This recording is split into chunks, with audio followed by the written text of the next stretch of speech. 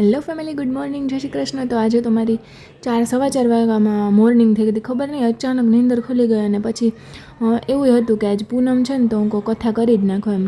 તો સવારના પૂરમાં જો મસ્ત શીરો બનાવતી હતી, બધો પ્રસાદ રેડી કરી નાખ્યો અને અહીંયા મસ્ત આપણો શીરો રેડી થઈ ગયો. હવે શું કહે, માથું બધું ઓરાવાનું બાકી હતું એટલે હવે હું મસ્ત રેડી થઈ જઈશ ને પછી ભગવાનની પૂજા કરીશ.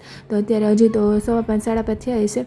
તો સૂર્યનારાયણને મસ્ત પાણી પણ રેડી દે, અંધારું જો એટલું છે ને પછી હું મસ્ત માથું ઓરાવીને તૈયાર થઈ જાઉં અને પછી જો મેં મસ્ત ભગવાનની કથા કરી નાખી હતી. 6:30 જેવું થયું હોય છે ને હવે આપણે મસ્ત ભગવાનની આરતી ઉતારીએ.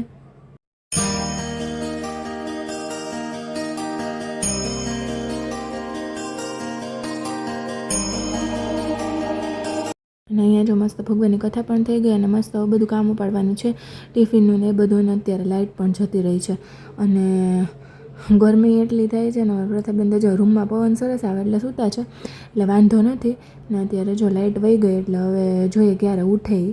બાકી તો સૂતી રહી એટલે વાંધો ન આવે. તો ઘરનું બધું કામકાજ છે એ ફટાફટ ફિનિશ કરીશ. મમ્મીને કિશનભાઈ ગયા છે બારે મંદિરે દર્શન કરવા માટે ને અહીંયા જો તો પ્રસાદ મસ્ત રેડી કરી નાખ્યો. બધા આવી જાઓ પ્રસાદ ખાવા સત્યનારાયણ ભગવાનનો.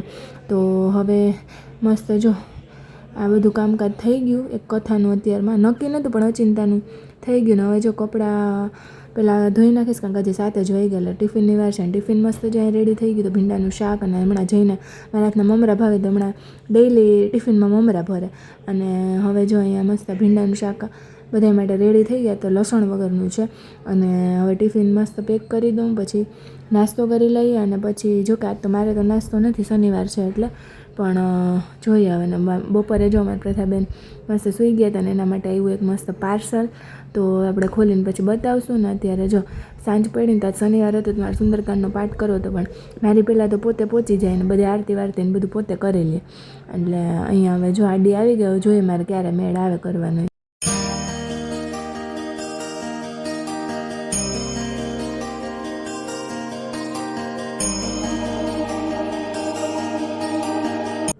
અને મસ્ત જો રાત પડી ગઈ હતી અને મસ્ત જમવાનું પણ બધું રેડી થઈ ગયું.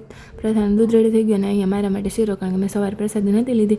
અત્યારે એકટાણું કરીશ ને તો મસ્ત શીરો ખાઈશ. અત્યારે સેવ ટમેટાનું શાક, પરોઠા ને બહુ મસ્ત બન્યા. અને હવે ફટાફટ જમવા બેસી જાય. જોઈ તો હજી આવ્યા નથી, હવે ખબર નહીં ક્યારે આવે એ, કારણ કે માર્ચ એન્ડિંગ છે ને, એટલે માર્ચ એન્ડિંગ શું મંથ એન્ડિંગ છે ને એટલે કામ હોય. અને અમારા પ્રથાબેન જો અત્યારે ટીવી જોવે છે અને સાથે સાથે જમે છે.